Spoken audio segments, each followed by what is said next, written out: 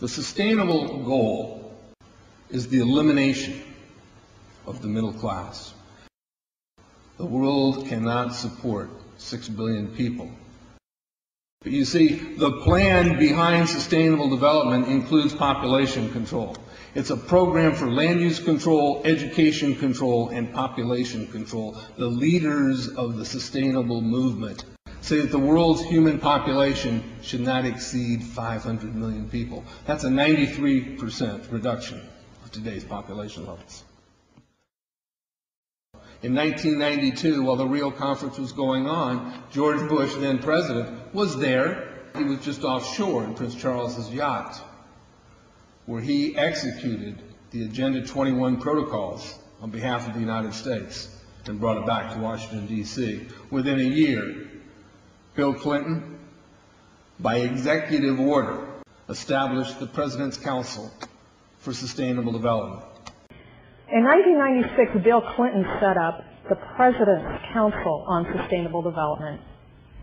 One of the dictates of Agenda 21 is that every country in the world is to set up a national council to oversee the implementation of Agenda 21. I've listened to Gorbachev explain, we are writing a new set of 10 or 15 commandments to replace the original 10. Which one of the 10 do you think these guys don't like? Thou shalt not lie, thou shalt not steal, thou shalt not covet. Because I'll tell you what, these people have lied to us. They're in the process of stealing all of this nation's natural resources, and they covet everything you have left.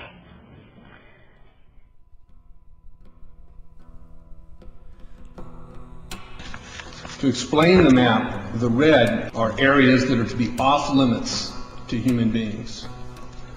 If you live there, you won't. The yellow areas are the areas for major control of all human activity. If you live there, you won't. The black dots are the smart growth zones. That's where human beings are to be stacked and packed in small living units along rail tracks. Smart growth program ultimately has jobs assigned and children cared for by the state.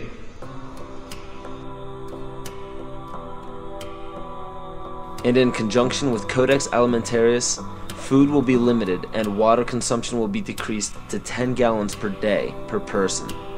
That is over a 90% reduction in people's average daily water consumption. And along with shortages of food and water, the food we will be provided with will be genetically manipulated and nutrient deficient. Genetic manipulation of food causes complications in metabolizing and utilizing food for energy. In June of 2003, scientists reported that the gene sequence of the inserted genes into crops had actually changed their order. They had re-scrambled. So the genetic inserts are not stable. Another laboratory confirmed this and found that it had changed in the same varieties in different ways that they had tested. So not only is it unstable and changing, it's not even uniform in the way it's changing. This is incredibly dangerous. Nutrient deficiencies due to Codex's planned vitamin and mineral ban will cause billions of preventable diseases. Both of these will ultimately lead to billions of deaths. The question is then, how do they do it? How in the world are they getting this agenda from the international level down to the local level? Well, they've got a plan for that too.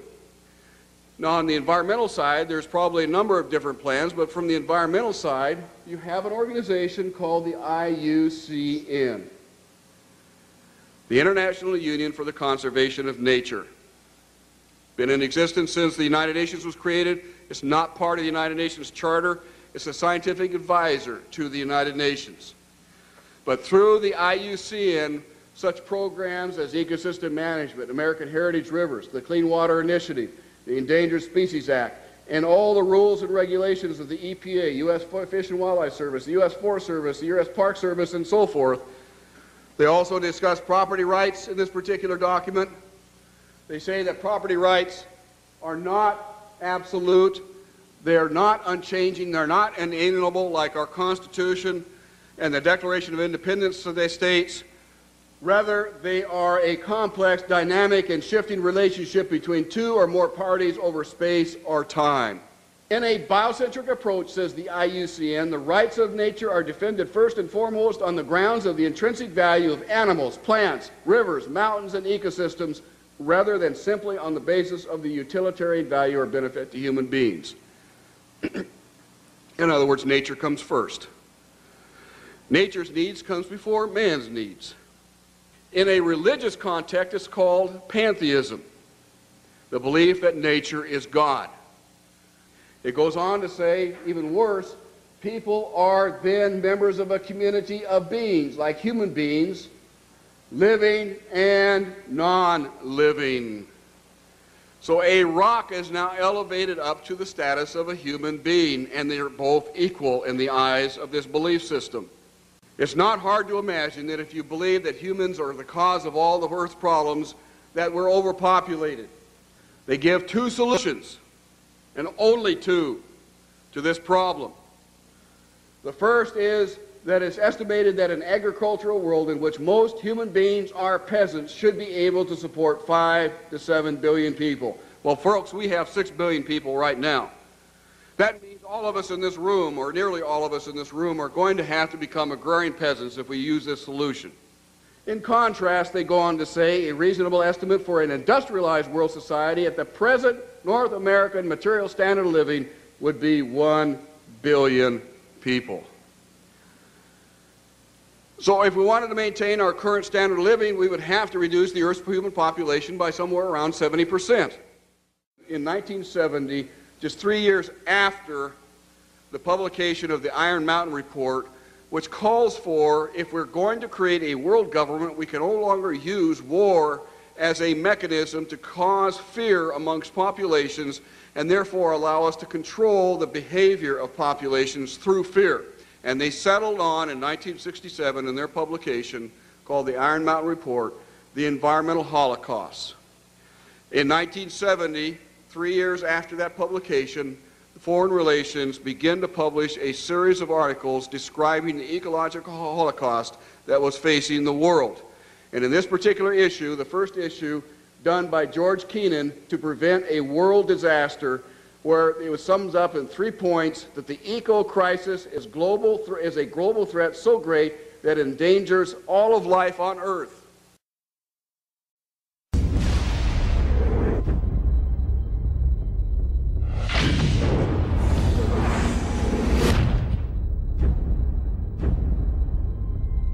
If you look at the 10 hottest years ever measured, they've all occurred in the last 14 years. And the hottest of all was 2005. We are causing global warming. This is really not a political issue so much as a moral issue. Temperature increases are taking place all over the world, And that's causing stronger storms. Is it possible that we should prepare against other threats besides terrorists? The Arctic is experiencing faster melting. If this were to go, sea level worldwide would go up 20 feet. This is what would happen in Florida. Around Shanghai, home to 40 million people. The area around Calcutta, 60 million. Here's Manhattan. The World Trade Center Memorial would be underwater. Think of the impact of a couple 100,000 refugees, and then imagine 100 million. Those who deny global warming are just flat out wrong. Ellen Goodman from the Boston Globe wrote, "Let's just say that global warming deniers are now on par with Holocaust deniers." Scientists silenced for questioning the threat of global warming. I know that I've had several friends who have essentially been told that if you speak out on climate change, you must do so as an independent citizen. If you do so through our organization or through our institution, you will essentially be fired. Once you realize how many holes there are in the consensus solution, you may begin to open up your mind to the other side of the global warming debate as a whole. The only consensus I'm aware of is that it's warm in the last century. They completely ignore the fact that there's this thing called the Oregon Petition that was signed by 19,000 professionals and scientists who don't agree with the idea that we are causing climate change. I can't tell you how many calls I've received from parents saying their kids are now being shown an inconvenient truth completely unchallenged, not just in science class, but in art and math classes. I have to speak out and say that the science we have is still incomplete. And the science we're being told by the IPCC is really incorrect science. Global warming, paradoxically, causes not only more flooding, but also more drought. Big hurricanes, tornadoes, fearsome diseases, polio, tuberculosis, West Nile virus, avian flu, SARS, polar bears that have actually drowned, mosquitoes, caterpillars, communism, it's slavery, global warming, global warming, global warming. Aurelia Pecci, who actually created the Club of Rome, and it's the inner circle of the global elitists in 1991, stated that while searching for a new enemy to unite us, we came up with the idea that pollution, the threat of global warming, and the like would fit the bill. All of these dangers are caused by human intervention. The real enemy then is humanity itself. To put this to you bluntly, global warming is a complete fallacy. Al Gore received the Grammy and the Nobel Peace Prize for a film that is filled with holes and mistruths. Ice cores taken 2,000 meters below the surface have enabled us to look at the last 160,000 years. We believe that in Greenland, the medieval warm period was about 1.5 degrees warmer on average than today. And they also show consistently warmer temperatures thousands of years ago before man-made greenhouse gases existed. Approach our time, we can see that in the period between 4,000 years ago and back to the period 2,000 years ago, which is actually the Roman age, the temperatures have been decreasing in Greenland by 2.5 degrees. Al Gore is made out to be a revolutionary figure attempting to save the planet, which is quite true. He just doesn't mention the fact that saving the Earth doesn't involve you. According to his agenda, it will result in massive land repossession and extreme limitations on food and water and fossil fuels for the public. And please note that Al Gore is a sustainable developer. The global warming lie is very popular today because it receives major media coverage and has an attractively titled goal of saving the planet. But how does this tie in with Agenda 21? The result of the 1992 Earth Summit Conference in Rio de Janeiro was the Kyoto Treaty. The Kyoto Treaty states that every country must drastically reduce the use of fossil fuels by mandate of the United Nations. Concentrations of greenhouse gases in the atmosphere are at their highest levels in more than 200,000 years. If the trend does not change, scientists expect the seas to rise 2 feet or more over the next century. Island chains such as the Maldives will disappear from the map unless we reverse the predictions. Thank you very much. And as of June 2007, 172 nations and other government entities have ratified the treaty. And if you were wondering how this ties into putting the Earth's priority above human survival in accordance with pagan beliefs, every country's deadline for the implementation of Agenda 21 and the Kyoto Treaty is in 2012.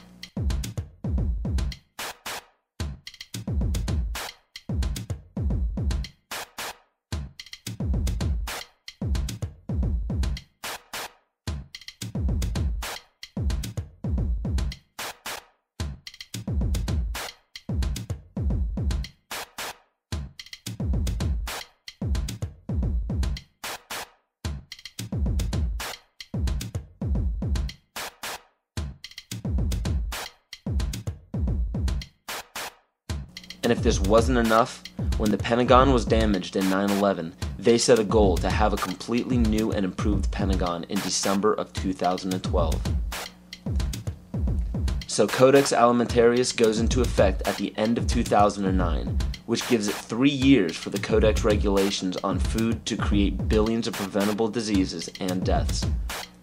When citizens of every nation are dying of starvation and diseases and fear for their lives because of global warming and major catastrophes, they will do what the public has been proven to do in times of great peril. They will beg for their government to step in and do something. How are they going to get you to join the new economy? They're going to say, we have a solution. You see, one of the tricks of the Illuminati is they create a problem and then they provide the solution when you beg them to. And pray tell, what will the United Nations suggest when there's a global problem? They will demand a global government, a new world order, exactly as the Maya, Hopi, Kali Yuga, and many other pagan civilizations prophesied. By 2012, the Kyoto Treaty, Agenda 21, Codex Alimentarius, and the new Pentagon will be fully operational to enforce a new world order. And the new world religion is obvious. We will all worship the earth, Gaia, the mother goddess we saved from extinction from global warming. We will be told that to keep from repeating the mistakes that we made in the past, we must hold the earth in higher regard than humans, just as pagan traditions require. This is too obvious to ignore. It is right in front of our faces, and yet we still refuse to see it.